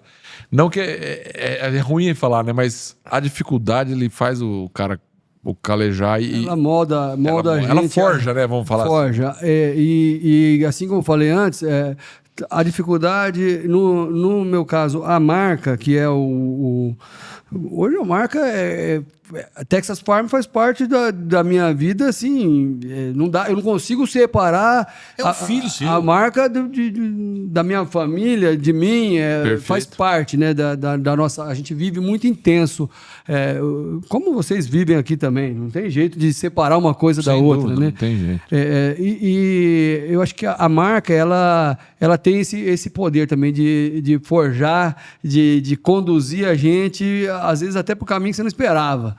Então, a gente viu, nós vimos isso com a marca. Foi muito legal o início da criação da marca, e eu sem saber que ela tinha esse poder de fazer essa mudança toda, porque a gente só se jogou nesse negócio e acreditou num projeto que talvez só a gente acreditou que podia chegar. Sim. Talvez nem eu acredito que ia chegar tão longe, que nós ia ser uma das principais marcas do Brasil. Eu não estava eu não tinha certeza disso. Tinha vontade, mas não tinha a mínima certeza. Essa pretensão. Não era. Então, mas você vê ela se desenvolvendo e crescendo. Chega uma hora que você vai vivendo ali com pouca estrutura, vai aumentando, e daqui a pouco você chega assim, viu? Nós precisamos criar um propósito para isso. Nós temos que ter princípio, valor, aquilo tudo que a gente falou. E aí você começa a ver, poxa, para ter propósito, eu não posso, eu tenho que andar por aqui. Eu não posso pisar na bola. A responsabilidade vai aumentando. Você começa a se transformar a marca para ter, ganhar vida, pra ter né? o respeito que você quer que ela tenha, né? Então, ela tem esse poder de moldar e de fazer a gente se cuidar um pouco mais com o que você fala, com o que você pratica, como você trata as pessoas. Então, isso aconteceu, foi muito, muito legal, teve muita verdade aí, como a gente falou da pessoa ter que ser verdadeira para se vender, assim é a marca, ela tem que ter verdade nela, né? Exato, Então, não dá para ser de mentira, né? a Texas Farm, o sucesso dela deve muito a essa verdade de como a coisa nasceu, né? Uma marca que a gente sempre quis que fosse autêntica, que mostrasse verdade, que tivesse família envolvido, que tivesse o cavalo, o campo, uma fogueira, uma roda de amigo, um churrasco de fogo de chão. A gente sempre quis mostrar, né, o esporte com o cavalo. Então, a gente conseguiu. Eu me sinto muito feliz e realizado por poder fazer parte de um negócio tão prazeroso, assim, porque eu faço o que eu gosto, que desde lá do início, né, era uma coisa que eu tinha paixão. Então eu ando pela minha empresa hoje, com o barulho que eu escutei desde quando eu era criança, né, dormindo dentro de uma caixa de boné. Então, aquele barulho é familiar. Desde criança eu vivi isso, desde criança tive paixão por cavalo. Aí eu ando pela fábrica, eu vejo as estampas, tem cavalo, tem fazenda, tem trator. Então, eu me sinto muito feliz de poder fazer parte e de Deus ter dado isso para mim. Acho que me deu mais do que eu mereço, porque fazer o que você gosta e a história fechar com tudo aquilo que você nem sonhou. O menino que andava num cavalo com um tapetinho em cima que não tinha uma sela para pôr. E hoje viver isso é uma dádiva. Uma fazendinha de brinquedo. Que não podia ter uma fazendinha de brinquedo.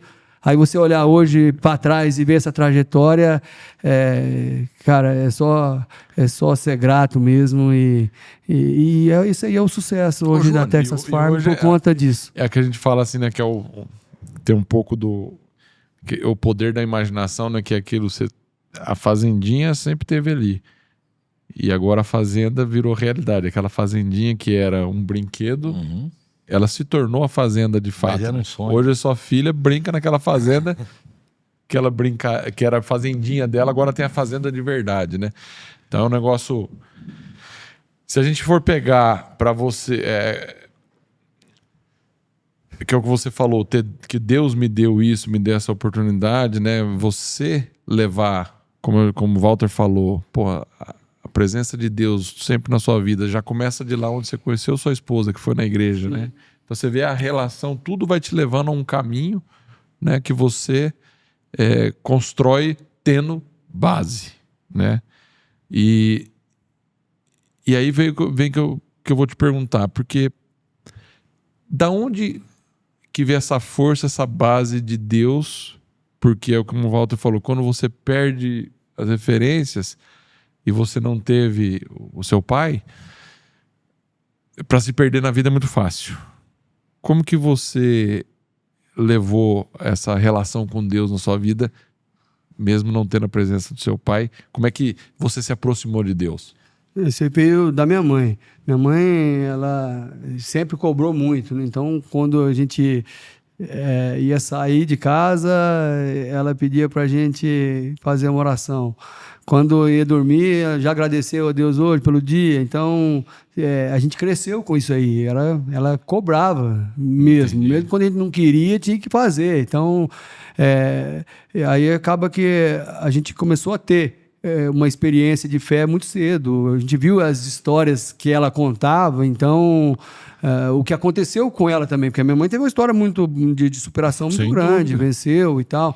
Então a gente provou.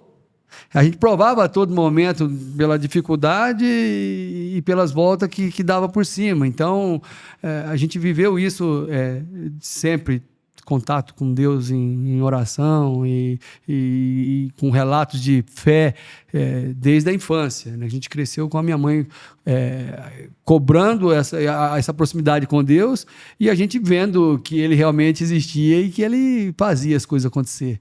Né? Tá. Não era só... Porque capacidade a gente não tinha, muito difícil. Às vezes, quando a pessoa tem muita instrução, às vezes ele confia um pouco na instrução dele. Agora, quando você não tem nada, Você tem que confiar em quem, você né? tem que confiar Em Deus. né, em Deus e ir para cima.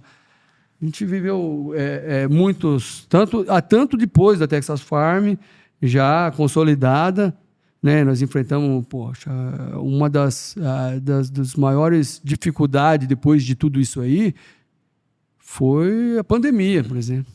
Né? Nós pegamos a pandemia quando a gente estava achando que ia explodir. Veio a pandemia, nós precisamos parar com tudo, né? Deixa eu te perguntar uma coisa, Júnior.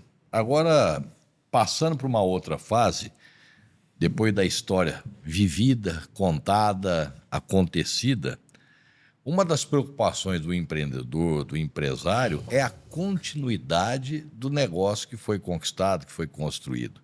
Como é que é isso hoje na sua família, com as suas filhas, a participação delas no seu negócio, a intenção delas? Porque muitas vezes a gente fala aqui, né, a sucessão, né, você tem que pensar lá na frente. Claro. E se não suceder, é um insucesso. Porque às vezes a sua filha vai querer ser médica, a outra quer ser professora de educação física, vão ser muito felizes com aquilo, não necessariamente vão te suceder.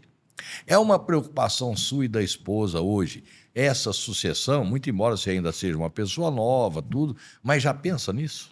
Sim, eu acho que a sucessão é uma vontade, uma realização, né? Eu falei com o teu pai hoje ali, falei assim, poxa, é um privilégio você ter uma estrutura dessa, um ecossistema desse e os filhos todos trabalhando juntos. Isso é um privilégio. Não que... Eu acho que não é um insucesso se ela quisesse ser médica ou Sem fazer dúvida. uma outra profissão. Mas a gente já está fazendo essa... Porque uma filha minha vai fazer 21 agora, a outra vai fazer 18. Então, né, eu, como eu te disse, casei muito cedo, vou fazer 25 anos de casado esse ano. Né? Então, essa é uma preocupação, a gente já está fazendo isso. Mas a importância disso aí, Walter, eu vou entrar um pouquinho na situação da pandemia, que eu comecei a falar aqui, porque vai se encaixar nessa Claro. questão da sucessão. 2021, acho que pandemia, 21. 20, né? 20 para 21. 20 para 21. A Não, gente não, foi 20. Março 20 de já 20, estava, março de 20. 20 já estava. Exato. Nós tínhamos acabado de abrir uma loja, conceito, estava indo tudo muito bem, entrou a pandemia. Quando entrou a pandemia, eu estava no último ano para pagar a fazenda. E a gente tinha lá uns 80 colaboradores nessa época na empresa. A minha inadimplência veio a 90%. Ninguém pagou, todo mundo trancou os pagamentos, ninguém pagava mais nada. E eu não tinha um caixa forte para aguentar aquilo. Não estava preparado para a pandemia e que pouca gente estava, né? Cara, nessa época a gente ficou 20 dias na fazenda, deu aquele lockdown, tivemos que dispensar os funcionários para ficar em casa e tal, 20 dias na fazenda, só eu, minha esposa e minhas filhas. E eu falei assim, cara, eu vou perder tudo de novo. Eu vou perder a fazenda, o contrato era rígido, eu não vou dar conta de pagar isso aqui. Meus funcionários em casa, 80 funcionários, eu não vou conseguir pagar. Me bateu um desespero que eu falei assim, poxa, vou voltar de novo, tudo aquilo para trás. E começou essa dificuldade aí.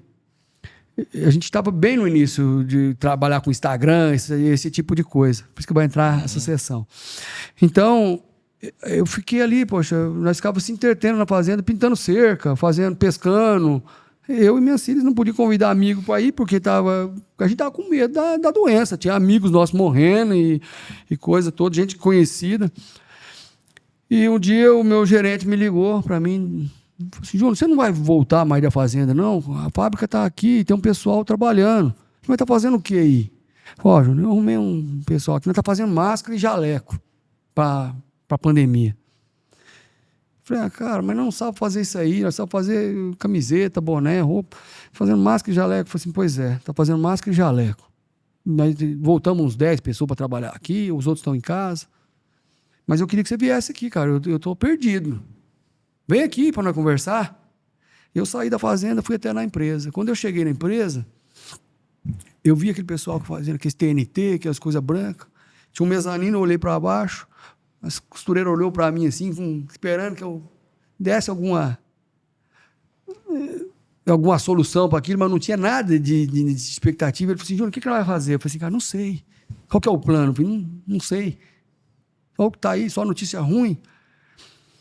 E quando eu olhei ali no mezanino, aquele pessoal trabalhando triste, cara, me deu uma força, assim, não sei de onde, esse negócio de ser muito, querer fazer as coisas muito rápido e tal. Eu falei assim, eu já sei, vou voltar a fazer o que eu sei fazer.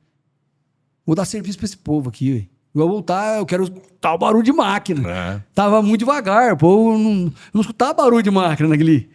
Falei, pô, eu preciso escutar isso aqui funcionando de novo. Voltei para a sala do meu gerente e falei assim, cara, vamos voltar a fazer o que nós sabemos fazer. Falei, mas nós tem matéria-prima? Tem, então vamos fazer. Chama o pessoal, convida todo mundo para voltar a trabalhar. Falei, cara, isso é loucura, a venda está parada, as lojas estão todas fechadas. Falei, não, pode chamar. Por minha conta e risco. E nós vai sair mais forte do que nós entrou nessa pandemia. Pode ter certeza, pode escrever.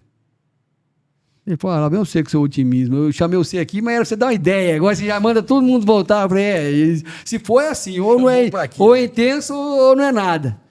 Então a gente voltou, cara. Coloquei todo mundo para trabalhar novamente. Chamei minha filha, ela falou assim, pai, posso ir para a cidade? E voltamos para a cidade. E nós estávamos com a loja pronta. Eu fiz uma loja com cenário ali, tinha um barzinho e tal. E ela começou a convidar umas influenciadoras, bem no início desse negócio de influenciador, estava naquela época de fazer dancinha na internet. E ela tinha ali seus 15 anos e começou a fazer ali alguma dancinha na internet ali, e chamava algumas influenciadoras que tinham um pouquinho mais de seguidor e tal. E o pessoal ia, às vezes com a porta meio fechada ali mesmo na loja, fazia algum conteúdo ali. E Londrina, muito próximo de Apucarana, começou essa galera da música sertaneja, a Agroplay, né? Estava no início ali. Ana Castela, quando foi gravar a primeira música dela, da Boiadeira, eles passaram na nossa loja, a gente se conheceu ali, bem no início, e ela fez vídeo com a minha filha, gravou, mas nem ela não tinha muitos seguidores na época. Foi lá, conheci o Rodrigo, a Michelle, os pais delas ali, e a gente fez essa amizade boa com essa turma do sertanejo. Então, Luan Pereira, Ana Castela, eles iam na loja e gravavam conteúdo ali, cantava algumas músicas, reunia ali 2, 3 cantores, fazia alguma resenha ali dentro da loja, porque a loja ficava vazia. Virou um point ali. Virou um cenário ali para eles gravar conteúdo. Eles também não tinham show para fazer. Então a gente trocava daí roupa, troco de divulgação, e começou a acontecer isso através da minha filha, que já fazia conteúdo na internet. Então foi aí que entrou que eu vi o potencial de fazer a sucessão, da minha filha poder estar entrando mais firme no negócio. Aí, nessa época, a gente fez uma coisa que deu muita autenticidade para a marca, que minha filha chegou um dia para mim e falou assim, pai, precisava fazer... Vocês vão fazer moletom? Eu vi que o senhor comprou aí, moletom, mas as cores que o senhor comprou não é boa, não. Eu falei, como não? Eu comprei moletom preto, marrom, cinza, azul marinho, as cores de inverno. Hein? Eu falei, então... eu queria que fizesse laranja flúor, verde flúor, pink. Falou as cores, tudo fluorescente. Falei, filha, mas isso é cor de verão. Falei, pode fazer, pai, que vai vender. Falei, não é possível. Chamei o representante da fábrica de tecido e falei assim, poxa, eu queria fazer um pedido, mas eu queria umas cores diferentes. Que cor que você quer? Eu falei, eu queria essa cor aqui, eu queria um laranja flúor, um verde flúor, cor fluorescente. Ele falou assim, ô Júnior, você está bem da cabeça? Você está querendo fazer uma cor de verão num produto de inverno? Eu falei, sim, Ele falou assim, só você que vai vender isso aí. Eu não vou ter para quem, ninguém vai comprar. Se eu falar isso lá para a empresa, eles não vão produzir isso não, a não ser que você comprar a barca toda. Eu falei, mas como é que é a barca toda? Aí ele falou lá quantas toneladas que era. Eu falei assim, viu, eu vou querer então, essa barca toda aí. Mas eu não imaginava o volume que ia dar aquilo, cara. E comprei por impulso também, como faz. Vai. Quando chegou uma carreta de moletom, mais um truque. Eu falei, poxa, onde eu vou colocar isso tudo, cara? Eu não tinha lugar de guardar aquele moletom. Aí me deu uma dor de barriga. Eu falei, e agora? E agora, o que eu vou fazer se não vender esse negócio? E aí nós fizemos aqueles moletom fluorescente, cara. E minha filha distribuiu para as meninas, que estavam na internet, que estourou. Porque não é que era muito bom, mas é que só tinha um fazendo. Não é o tamanho do Brasil, uma pessoa só, uma marca fazendo. Então, aquilo trouxe autenticidade, trouxe relevância, visibilidade, porque o moletom preto passa percebido, mas um verde fluor não passava. Então, com essa chegada dessa geração nova, chegou uma coragem nova de fazer coisas diferentes. Ela ia treinar com uma camiseta normal. Ela falou, pai, tá me queimando aqui e tal. Eu vi uma menina treinando com uma térmica de pescaria. Não tem as marcas, a Country não tá fazendo roupa térmica e tal. Vamos fazer no flúor, no laranja e tal. Ela gostava. Falei, vamos. Começamos a fazer térmica e começou a vender. Então a gente começou a escutar um pouco, embora meio contrariado, mas eu vi que fazia sentido aquilo. Então trouxe cores, tendência nova, porque a gente ficava só olhando o country americano. A gente começou a fazer coisa que não tinha nem lá fora, então criou autenticidade para a marca, começou a fazer o meio campo com os influenciadores, com cantores, e a gente criou uma amizade muito boa. Luan Pereira, desde o início da carreira dele, foi um cara que divulgou bastante a marca. A gente criou uma amizade muito legal. Todos os clipes que eles faziam, a gente vestia o pessoal de Texas Farm. Então fazia essa collab junto. Então nós nascemos junto com o Agroplay. Eu acho que a música e a moda andam muito junto, né? Sem dúvida. Então veio essa música nova, com esse formato, com essa repaginada nova que deu. E a Texas Farm chegou para atender esse público também e facilitar. Então, quando a gente falava em propósito, eu falei assim, poxa, eu preciso fazer alguma coisa, porque até então o country tinha uma divisão. Vocês devem ter percebido, o pessoal da cidade na época, hoje não mais. O agro ganhou uma relevância maior, mas tinha uma época que o povo da cidade era dividido, do agro era meio que isolado ali da cidade, né? Sim. Então eu sempre quis que fosse uma coisa mais leve e aberta. Eu falei assim, poxa, nós tínhamos que ser a porta de entrada para quem quer experimentar. Assim como aconteceu na música, eles facilitaram os mais novos a escutar uma música diferente. Deram uma mexida ali no sertanejo para poder... Daqui a pouco começou a tocar... Quem começou escutando só aquelas músicas mais novinhas, daqui a pouco está cantando um modão também. Exato. Então eu falei assim, eu preciso fazer isso com a roupa. A pessoa chegava na loja e só tinha uma calça, aquelas pesadas, 100% e tal. Mas e quem não era do country, mas que queria experimentar, queria fazer uma trilha, queria sentar numa fogueira? Eu falei assim, poxa, eu preciso abrir a porta para esse público. E foi assim que a gente fez. A gente começou a facilitar o produto, ter um produto intermediário. Primeiro eu vou fazer você se acostumar, que daqui a pouco eu te coloco uma mais pesada, daqui a pouco eu pongo um chapéu na tua cabeça, né? Então, a gente começou a fazer isso, ser a porta de entrada para quem queria experimentar. Era um country light. A princípio, sim. Foi democratizando a marca. Você vai trazendo e você vai fazendo a marca ficar mais jovem, porque daí você tem 2 pilares ali, a gente sênior, já mais velho, e os filhos entrando com essa mentalidade mais nova. Então foi... E o moletom foi embora rapidinho. Foi embora rapidinho. Daí depois passou essa onda aí, né? Mas daí fica a tua identidade, a coragem de fazer isso aí. Principalmente isso, a coragem de fazer, né? Exato. A coragem de fazer o diferente. Porque fazer o que todo mundo tá fazendo... Você tá doido? Você encaiar com laranja, como é que chama? Laranja flor, verde flor. Você tá doido, Roberto? Hoje a gente olha e fala assim, nossa, como que usava? Né? Mas e tem... Moda é assim, né? É isso. Moda é isso. Ela passa, vai. Ô, Júnior, nós estamos aí, chegamos 1h30 de conversa. Passa rápido, hein? Passa rápido. Eu queria... Estamos chegando no finalzinho. Eu queria fazer uma pergunta para você aqui. Qual que é a importância que você enxerga? Nós falamos muito de família e tal, mas de ter uma companheira do lado. É aquilo que eu te falei. A minha esposa é a base de tudo isso aí, né, cara? É uma companheira que me carregou na hora que eu tinha as minhas indecisões, que eu estava confuso e perdido. Ela me apoiou, então 24 anos junto, passou tantas dificuldades, né, junto aí, então eu acho que uma boa parte do peso disso aí de responsabilidade dela, onde a gente chegou, é dela. Então a família é o bem que a gente tem de maior.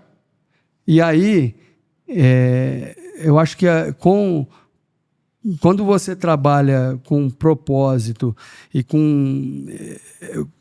querendo buscar alguma coisa de valor, na verdade, eu acho que eu sempre tive uma busca, depois que passou a fase de adquirir, ou enfim, eu tinha uma busca, uma fome por fazer alguma coisa que me trouxesse um pagamento que não fosse só dinheiro. Então, eu tive uma descoberta interessante aí, que eu acho que é pertinente dizer aqui, que numa ocasião eu estava na rua, caminhando com meu cachorro na rua, passou um cara, aí a gente vai entrar no valor o impacto que você consegue fazer através de uma marca ou de um trabalho bem feito, ou de um podcast que vocês fazem, ou um recorte de alguma coisa aqui, é o impacto que você consegue trazer na vida de uma pessoa, né? Esse é o pagamento que o dinheiro não compra. É mais valioso que o sucesso e tudo. Então, eu estava caminhando na rua com meu cachorro, passou um cara, baixou o vidro e falou assim: viu, você que é o Texas Farm? Eu falei, sim, eu sou o Texas Farm. Okay. Você passa a ter o nome da marca. Tanto é que eu falei, você consegue diferenciar uma coisa da outra. Então, você que é o Texas Farm? Sim, sou eu. Ele falou assim: cara, o que você está fazendo? Meu? Pô, minha filha agora não quer sair da tua loja, eu não venço ir lá na tua loja com ela, então, e não tem ninguém do agro em casa. Nós somos do pedal, eu sou advogado, enfim. Eu falei assim, cara, é um meio bom de se viver. Tá falando em cavalo e tal, mas, pô, eu falei, cara, vale a pena. Investe aí, porque é um lugar bom de criar filho no meio do agro. Falei isso para ele me agradeceu e saiu. Passou uma semana, eu estava na minha loja, eu vi um movimento no sábado ali, mas o pessoal estava nesse dia ele estava de terno, e no outro dia ele estava de bermuda, eu não conheci. Estava comprando ali na loja, um movimento, uma filha comprando, chapéu e coisa, uma família ali. E eu estava no bar ali da loja. Esse cara chegou e falou: lembra de mim? Eu falei assim, cara, não estou lembrado. Ele falou: viu você aquele dia lá caminhando com o cachorro e tal? Ele falou assim: deixa eu te contar uma coisa que aconteceu. Ele falou assim: cara, a tua filha colocou uma caixinha de pergunta no Instagram dela e postou um vídeo montado e tal, e a minha filha perguntou para ela como é que fazia para fazer uma aula experimental, para montar. E a sua filha falou: olha, vai na sociedade rural, lá tem o professor tal, você procura ele e você faz uma aula lá. Minha mulher levou minha filha para fazer essa aula experimental.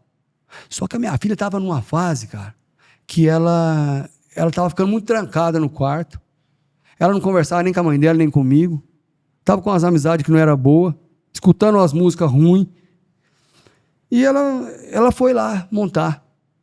Só que quando ela estava ali montando e cavalgando e tal, quando terminou, foi dar banho no cavalo, ela chegou em casa, toda suja, com a calça molhada, de dar banho no cavalo ali. Quando eu cheguei, ele relatando que quando ele chegou na casa dele, ele escutou a filha dele toda empolgada, falando o que tinha acontecido quando ela tinha montado ali, e o contato que ela teve com o cavalo e como foi a experiência dela. Falou: cara, eu fiquei tão feliz de ver minha filha animada e conversando com a mãe dela, que eu entrei no meio da conversa, ela conversou comigo, eu vi no rosto dela, no olhar dela, que ela estava diferente. Como é que faz para comprar um cavalo? Qual que é o caminho, qual que era o jeito? Então, o impacto que causou na vida, né? Você trabalhar com algo que você gosta e fazer alguma coisa que consegue trazer essa a importância de um filho se aproximar de um pai, o valor que isso tem. Nossa Senhora. Isso o dinheiro não paga. Não tem dinheiro que paga. Então, esses valores tem pagamento muito melhor do que dinheiro, né? É o reconhecimento. Esse é um pagamento muito bom. O reconhecimento, a empatia, né? Que é o que você conseguiu nesse caso aí. Muito Exato. legal. Uma história Então, muito boa. você poder conectar a família, esse meio do agro consegue fazer isso. Consegue. E o cavalo é fantástico pra Ele isso. une, né? O cavalo é fantástico pra isso. Ô, Júnior, para encerrar aqui, dá uma... Para quem está começando, querendo empreender, quais são as suas palavras para quem está começando e assistindo a gente aqui? Cara, para quem quer empreender, eu acho que tem que ter muita coragem, né? Tem que ter coragem, personalidade, tem que insistir.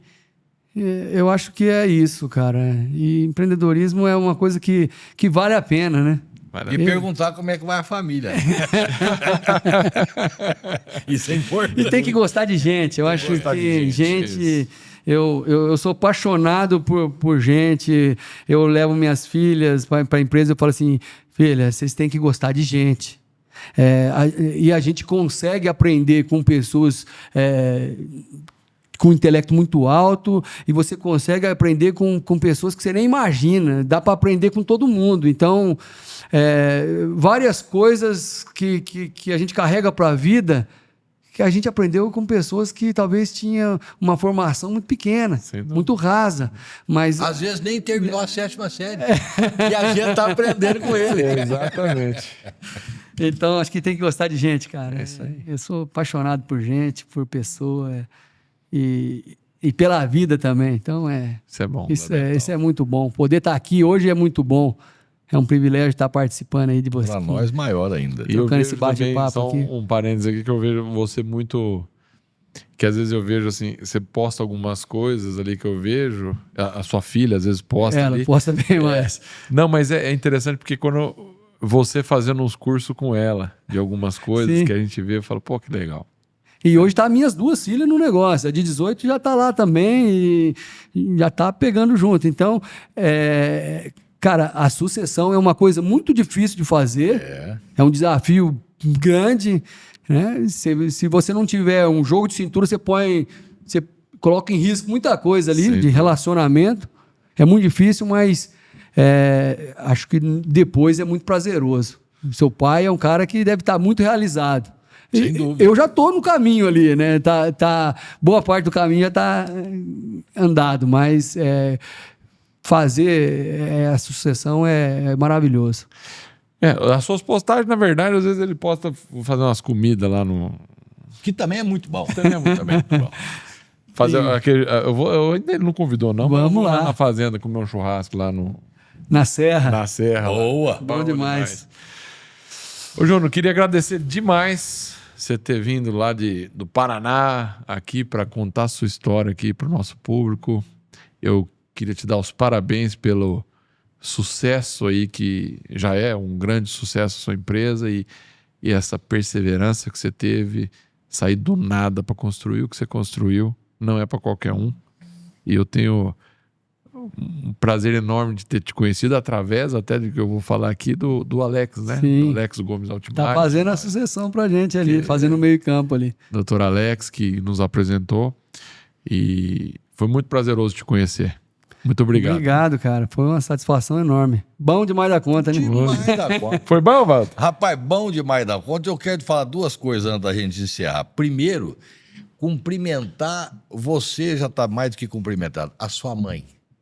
A sua mãe merece todos os cumprimentos possíveis por ter superado toda a dificuldade que ela superou. Ela é a real heroína dessa história, que eu acho importantíssimo destacar. Sim, uma guerreira. E eu estava falando com a Laísa, que está aqui da nossa agência, que a gente, todo ser humano eu sempre falo isso, um Frankenstein. A gente nada mais é do que a união de tudo aquilo que a gente passa na vida. Você aprende com esse, com aquele, como você falou, do mais simples ao mais graduado, todos têm para te ensinar. Então você é um monte de pedaços te constituindo. E para que você seja bom, se cerque de pessoas boas, para que esse Frankenstein que você vai ser, seja o melhor possível. Então, seja um bicho esquisito, mas seja um bicho bom. Aproveita Isso aí. a vida e aprenda com todo mundo. É isso. É isso. Muito bom. Obrigado, Júnior. Eu que agradeço. É isso. Esse foi o MFcast, o podcast do MF Rural.